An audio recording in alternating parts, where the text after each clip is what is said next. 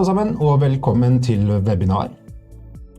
Mitt navn Markus, og I dag har jeg med meg Christer fra HP Poly. Og I dag så skal vi snakke om lyd og bilde, og headset og alt periferi. Før vi går dypere inn I materien, så tenker jeg bare at jeg tar en kjapp presentasjon av AGS, hvis ikke dere har vært med oss tidligere. Vi ble jo etablert tilbake I 1983, så vi feiret faktisk vårt 40-årsjubileum I fjor. Vi har kontorer I Oslo, Bergen, og I Horten, Vestfold, her vi sitter I dag. Og vi sertifiserte Microsoft-partnere, som dere kanskje ser I de emblemene som under dere på skjermen her nå. Og vi har samt en stort knippe med produsenter I ryggen, som HP og HPE og Lenovo, Logitech og Cisco, Telenor, og mange flere.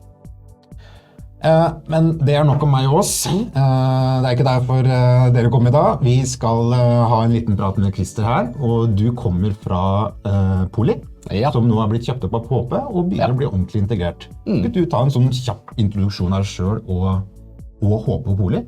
Ja, som dere ser, Christer Englert da det som heter Partner Business Manager for Poly I Norge, og I utgangspunktet så det kanal.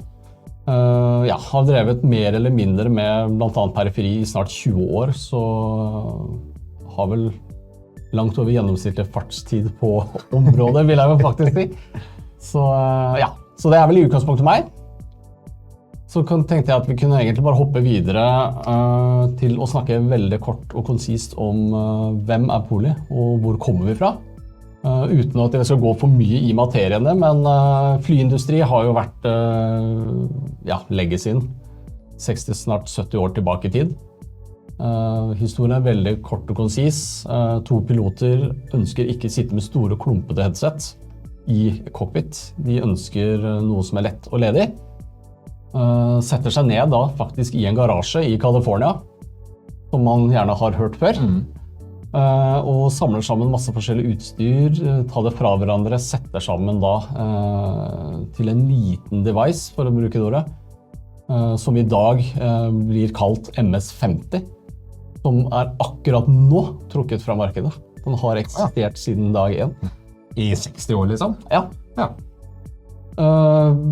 NASA skal ha sitt romprogram, de skal lande på månen. De trenger noe som man kan kommunisere I, veie minst mulig. Så de henvender seg faktisk da til disse gutta her, som har utviklet et lettvektsheadset. Det ser faktisk sånn ut. Det kalles MS-50 og veier omtrent ingenting. Igjen, design kan vi godt diskutere på, men dette her en variant hvor det kun fokus på kvalitet I lyd, begge veier, men også vekt. Bygges inn I hjelmene til astronautene, og på månen lander de, og prater da via et Plantronics headset. Utgangspunktet så heter jo firmaet da Plain Electronics, men man endret det til Plantronics, for det var litt mer allsidig. For man da, fra derifra, så begynte man å utvikle headset til alle mulige typer industrier. Også callcenter, og har man sett gamle filmer fra NASA og Houston Have a Problem, så det gjerne da I et Plantronics headset de brukes da. Så kult. Det mye historie. Det mye historie.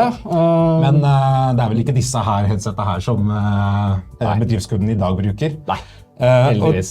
Og dere har jo veldig mye mer enn bare headset, og skal vi bare ta en sånn kjapp introduksjon på det andre Poly leverer også? Ja.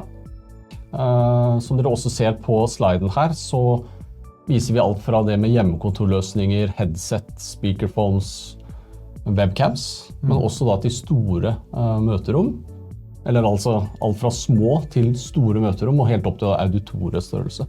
Når vi vanlige dødelige og blar etter nytt headset hjemmekontoret vårt, så støtter vi på ganske mye kanskje rare ord eller sånt. Skulle vi tatt en liten sånn folkeopplæring på disse ordene her, for da tenker jeg liksom på disse liksom fremmedord, sånn som noise cancelling, støyblock, aktiv, passiv, dynamisk, passiv, alt sammen liksom. Gjerne også disse her sertifiseringer, for at mye av headsetene I dag blir jo sertifisert ut typene kommunikasjonsverktøy de beregnet til. Og I og med at vi et Microsoft-land I Norge, så kanskje hva egentlig innebærer en Microsoft-sertifisering på et sånt headset? Da har vi utviklet egen teknologi, hvor vi på engelsk så kaller vi det også for acoustic fence og noise block. Oversatt da det rett og slett et lydgjerde. Jeg liker å gestikulere, så jeg gjør det nå.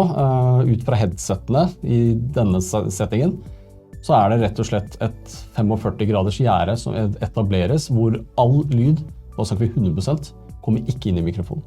Så det helt stille. Så har jeg headsetet på nå, du kan skrike så mye du vil, den lyden kommer ikke inn i mikrofonen. Fordi at jeg sitter på siden av deg uten de 45 gradene? Ja, for gjerdet etablert nå, ut fra min mikrofon sånn. Men hva skjer med den lyden som kommer imot? Den jo innenfor gjerdet. Ja, det den. Da har vi noise block. Og noise block fungerer da, det rett og slett et kunstig intelligent filter som leser hva dette her for noe. Dette ikke en stemmefrekvens. Har ingenting i denne samtalen å gjøre, kommer for langt unna, tar det også vekk. Så da har du teknisk sett bygd opp en boble rundt deg, hvor det bare det den skal konsentrere seg om. Bare det mikrofonen tar opp, liksom? Ja. Men du har en dansk venn med noen små videosnutter som vi kanskje kunne tatt en kikk på, og demonstrere dette her. Det bedre det. Det nå? Jo. So right now, a test of acoustic fence, which means that we can, on the studio series, make sure that we eliminate the audio that we don't want to be captured and sent to the remote participants. So right now, I'm going to go and do the audio settings to acoustic fence. I've enabled on a setting 2, which means that it's just in front of the system that it will capture the audio. Which means that when I talk to the system and I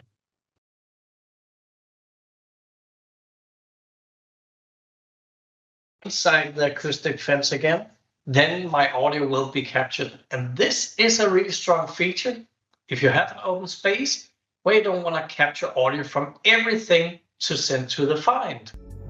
Herregud, det jo grisekult. Det blir jo helt stille liksom når det kommer fra siden der.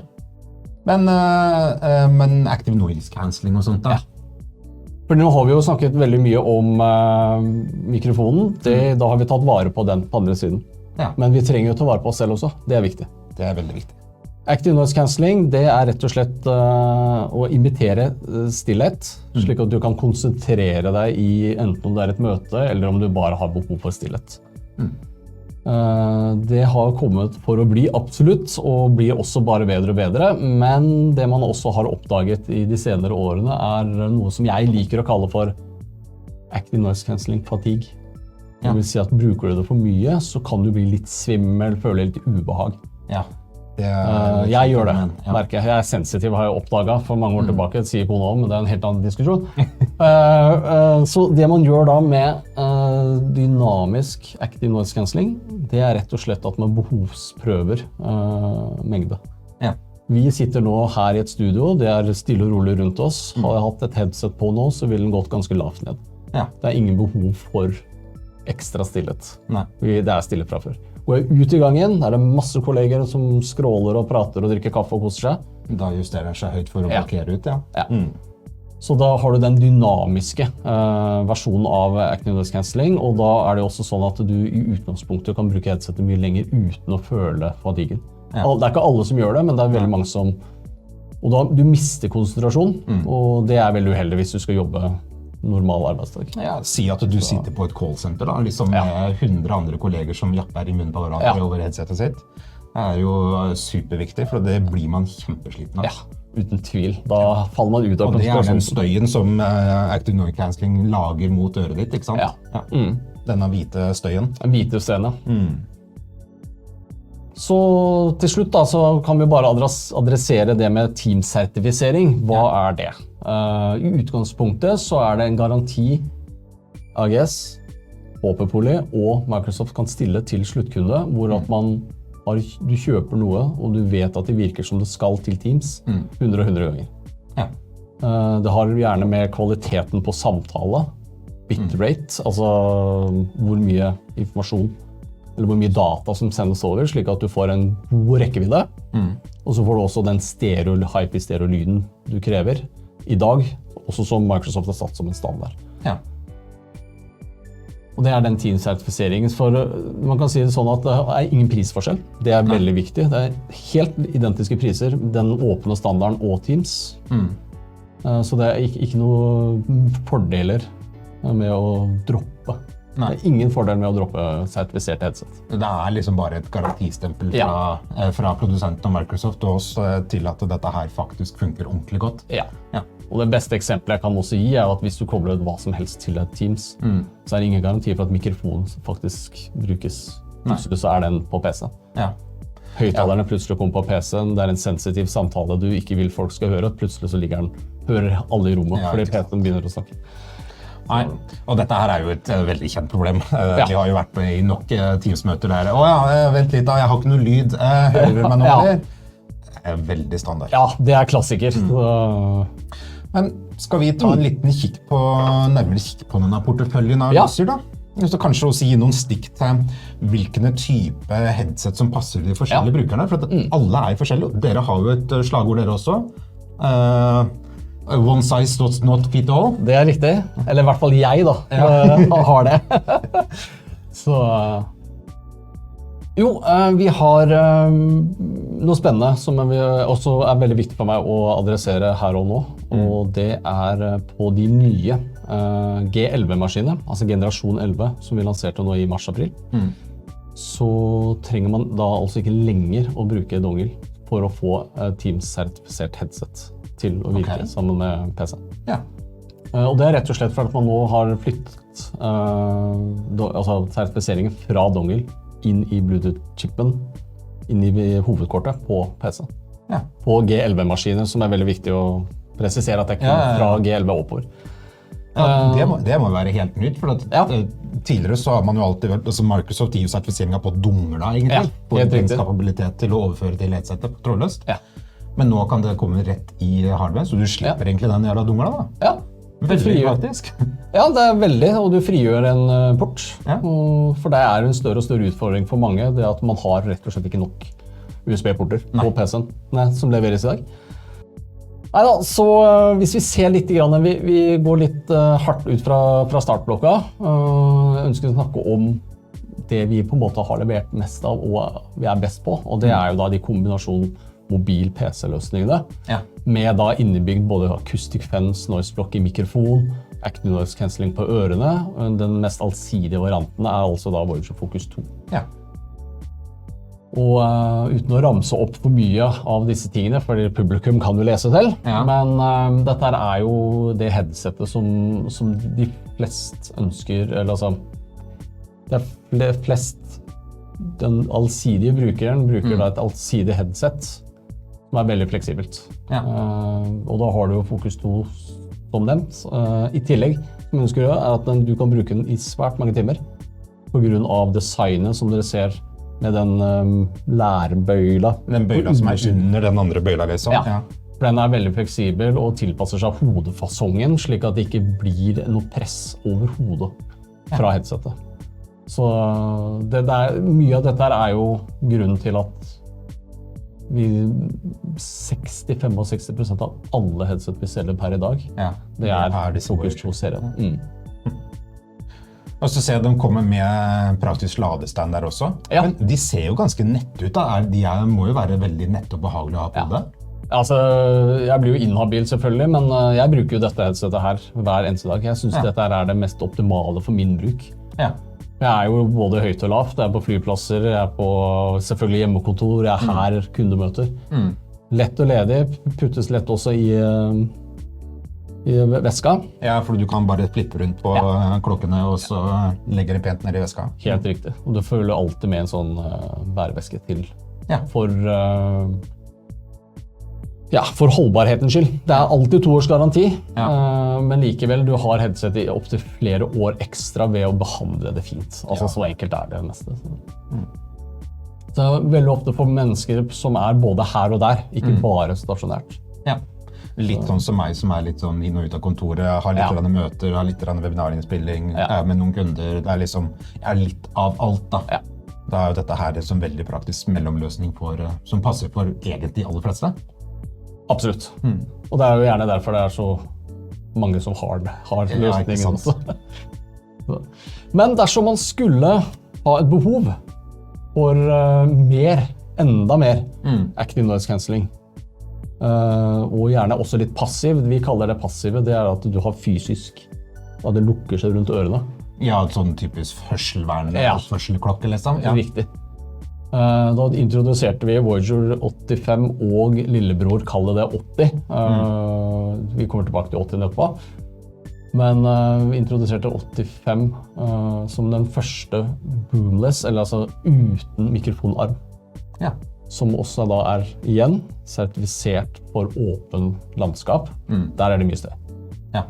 Så det det første headsetet uten mikrofonarm, for det jo selvfølgelig masse mikrofoner i. Ja. Som ble lansert da. Og dette jo da for de som ønsker å lukke seg virkelig vekk fra omgivelsene. Ja. Det må jo være supert for disse gutta som sitter på kundesenter og callsentere, som har veldig mange sidemenn som sitter og prater samtidig. Og her får du liksom den der hørselverneffekten da, samtidig som du hører klart og tydelig hva mannen på andre siden av det headsetet sier. Helt riktig. Og mikrofonen jo selvfølgelig også da designet for at den lyden som kommer fra sidemann skal ikke inn i mikrofonen. Ja. Det ikke acoustic fence noise block teknologi her, da må man ha mikrofonarm, men du har kunstig intelligente filtre og annen type teknologi som filtrerer ut denne lyden. Og igjen tilbake da med at vi får mye tilbakemeldinger på men mikrofonarm må man jo ha. Det en fysisk betingelse. Nei, man må ikke det. Mikrofonen kan sitte her oppe, men da stilles det mye strengere krav til den altså filterne. De digitale som ligger filterne. innebygd liksom i mikrofonen. Ja. Men jeg ser jo også den står på et eller annet stativ. Ja, det har da et stativ. Det finnes en rimeligere lillebror, som jeg liker å kalle den. Det det samme headsetet, men at man da kan kjøpe den uten stativ. Ja. Da har du lillebror som heter 80. Det helt identisk samme headset, så det litt feil å kalle det 80. Nei, lillebror. Men det viktige nå, for at det ikke skal oppstå noen misforståelser, man kan ikke supplere på med en ladebase på Voyager Surround 80, fordi den har ikke den induksjonsladingen i toppen. Så det det som forskjellen på dem liksom? Ja. Så den ladestanden der, det jo trådløs lading til headsetet? Ja, helt riktig. Den lille røde tappen du ser på toppen der, det induksjon. Så. Men utenom den trådløse ladingen, så det eksakt samme headset? Ja. Så det forskjellen på dem altså? Ja. Men videre da? Ja, altså veldig mange jo, dette det stort, klumpete. Vi snakker om disse pilotene som synes, nei. Vil ha det lett og enkelt på nett, liksom. Ja, men det må gå til mobilen, det må gå også til Teams. Ja. Ved å tilby støydempte mikrofoner og en Teams-sertifisering med dynamisk active noise cancelling, så har vi på en måte hentet tilbake noe av det vi har mistet. Ved at vi spesielt viktig snakke om den sertifiseringen. Altså bare, vi har jo snakket om det, men nevne det at dette en native Teams device. Fungerer optimalt til Teams. Ja. Samtidig som du har det på mobil. Ja, for at denne jo også designet litt sånn at du kan koble på to enheter samtidig. Liksom. Litt sånn type vanlige kontorbrukere i dag, som sitter med både PC-en og telefon samtidig. Så, det jo kjempegull på AirPods. Det det kanskje ikke så veldig mange av de andre AirPods-produsentene som har. Der vet jeg at vi har slitt litt å få AirPods og andre sånne buds til å fungere optimalt på to enheter samtidig. For mennesker på farta, veldig mye på farta, spesielt de som mye ute og flyr, så det jo helt nydelig. Jeg testet det nå i sommer. Litt nerding, det må vi ha med oss. Vi jo i IT-bransjen. Det vi. Så hvis man ikke ønsker og her skal jeg være ærlig, det du får levert på flyet, det dårlig. Det lov å si. Det tror jeg vi kan være enige om alle sammen. Ja. Så da har man rett og slett i ladeetuiet til 360. Og du har det med deg, ja. Vær så god, du kan jo se på det hvis du vil. Kjempekult. Så har du også en sender i selve ladeetuiet. Og da kan du koble denne her, da, som du så på videoen. Kan du koble til flysetet og... Så kan du bruke det til å også gå rundt i flyet. Ja. Faktisk, mens du hører på, hvis du har på musikk fra entertainmentsystemet, eller ser på film, du skal være på toalett, eller hva enn du så, trenger du ikke å ta av. Ja, så kult. Så det blir som en trådløs base det da, til headsetet? Ja. Kan du også, som litt sånn halvpraktisk, når du ikke ønsker å ha dongel i PC-en, så det en liten lagringsplass. Ja, til dongla? Ja, inne. Det jo typisk å miste dem. Ja. De donglene der. Og det beklager dere, men det ikke billig. Nei, det jo ikke det. Men alt dette her jo relativt litt sånn high-end, fancy, flott. Jeg tenker på, det jo en del av porteføljen deres som også beregnet for det. Kanskje de litt mer budsjettvennlige, kanskje de som trenger eller ønsker kablede headset og sånn. Hva det dere leverer på der da? Der har vi en lik type serie hvor vi starter high-end, medium range som det også heter, og altså low entry, det vil si innstegsmodeller. Ja. Gjerne skole, oljeindustrien veldig glad i disse, så vi kan se litt på de. Hvis vi starter på en måte fra toppen og ned, så har du Blackwire 8225. Og dette kan, som dere vil se på spekklisten, så ser dere at mye likt med blant annet Voyager Focus 2. Ja. Active noise cancelling og acoustic fence teknologi i mikrofonen. Men det har en del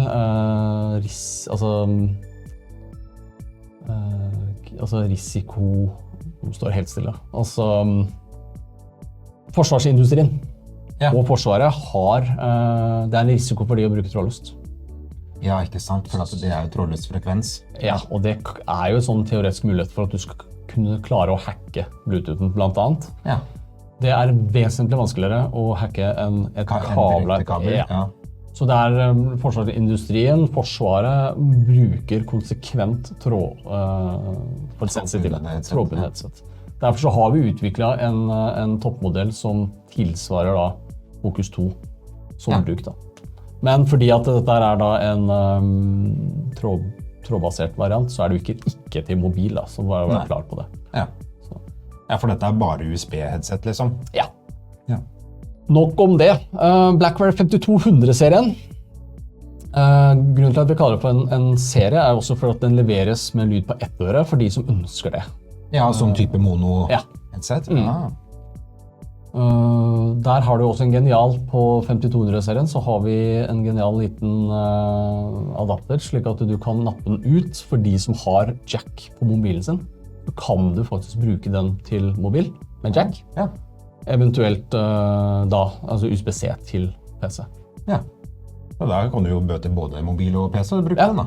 Ja. På 5200 så kan du det. Men da må du jo fysisk switche om da. Ja, og du kan ikke bruke de samtidig som Bluetooth-enhetene. Ja, for det jo en kabel. Ja. Og jeg har jo også testet med for eksempel, nå må jeg ta utgangspunkt i min telefon, USB-C. Helt fint. Putt den inn i mobilen også. USB-C-kabel, den støtter USB-C, eller USB-tale da, fra mobilene. Så lenge mobilen støtter det, så støtter headsetet da, prøver jeg å si. Så det går sånn. Ja, så en midt på tre-løsning for de menneskene som i utgangspunktet ikke har behov for heldagsbruk, men det fortsatt god kvalitet i høyttaler og mikrofon, og sitter, som dere ser, også veldig godt på hodet fordi den har det samme designet med den. Den underbøyla der, ja. Ja, helt riktig. Oljeindustrien i Norge utrolig glad i Blackwire 3300. Og spesielt de største, for at de har jo et vanvittig kallet gjennomtrekk av konsulenter. Ja. De ansetter jo 500 i måneden. Ja, ikke sant. Noen av det, uten å nevne navn, bare for å være diplomatisk eller objektiv, eller hva enn man skal kalle det. Så industrien der har lagt sin elsk på Blackwire 3300. Samme her, du har lyd på ett øre og lyd på to øre. Du kan velge mellom det som heter hardwire, det vil si bare USB-C, eller kombinasjon med jack. Ja, for der ser du den kombinasjonen med jacken på toppen og så USB-C i bånd. Så denne her kan også da kobles på telefonen da, rett med jack eller med USB-C? Ja, da har du masse forskjellige terminaler. Her har du disse 48 ulike versjoner. Ja, ikke sant. Så, men vi snakker vel mer sånn generelt om serien, og at du har et prisnivå som ligger godt under 500 kroner. Ja, så det til kunde. Ja. Det skal være rimelig for de menneskene som i utgangspunktet har bruk for en eller annen samtale i løpet av arbeidsdagen. Ja. Men ikke noe mer, da trenger du, la oss være ærlige, da trenger du ikke en Focus 2. Nei, det gjør jo Prater en små samtale i løpet av dagen. Ja. Ja, også innleid konsulent også da i tillegg, ikke sant? Så da trenger man kanskje ikke all verdens. Nei. Og de har sikkert noe fra før uansett. Ja. Hvis vi hopper da videre og avslutter litt hardware-biten, så har vi Sync 20. Den synes jeg er litt kul. For det er en del av oss som, kanskje du blir litt lei av dere. Å ha på seg headsetet. Klamt. Ja, det blir klamt. Selv om man er god på utvikling, så er det vi har hud. Ja. Nei, jeg orker ikke mer. Men man har heller kanskje ikke nødvendigvis den beste kvaliteten på mikrofonene og høyttalerne på en flat liten laptop. Nei. Da har du Sync 20. Ja. Det er rett og slett en speakerphone. Fungerer akkurat som et headset. Høyttalermikrofoner, 3 stykker, retningsbasert. Jeg skal være ærlig på det. Funker som en drøm på et lite møterom med opp til 4 personer. Ja. Dette er bygd for personlig bruk. Ja. Vi har en storebror som heter Sync 40. Ja. Men det funker som en drøm. Og det er veldig mange som bruker den i små konferanserom. Ja. Nei, det har vi faktisk brukt en del av selv også, for litt små konferanserom, litt sånn type 1 og 2 og litt personlige konferanseromordninger. Og disse her har vi også vært veldig fornøyd med. Det er litt deilig å slippe å ha på seg det headsetet hele dagen. Ja, det er det. Og så er det jo god lyd i det.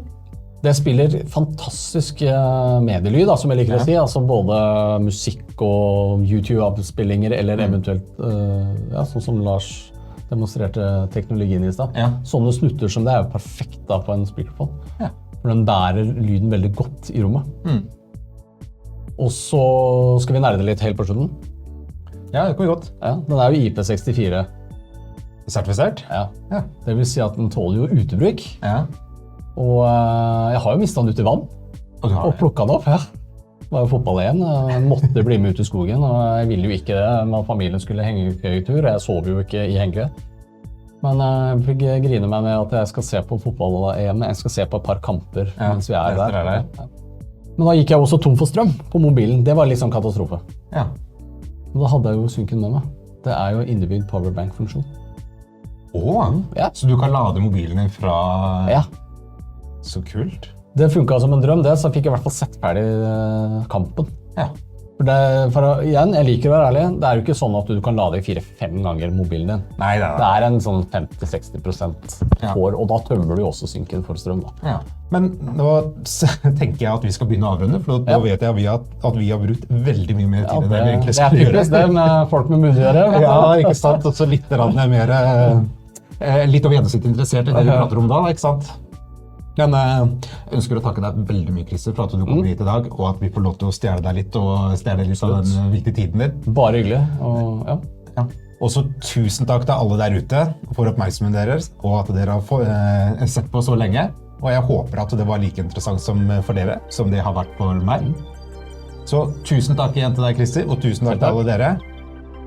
Så tenker jeg vi avslutter og sier takk for i dag. Og hvis det er noe, så gjerne ta kontakt med oss, så hjelper vi deg gjerne videre også. Men supert, vi snakkes. Ha det bra! Ha det!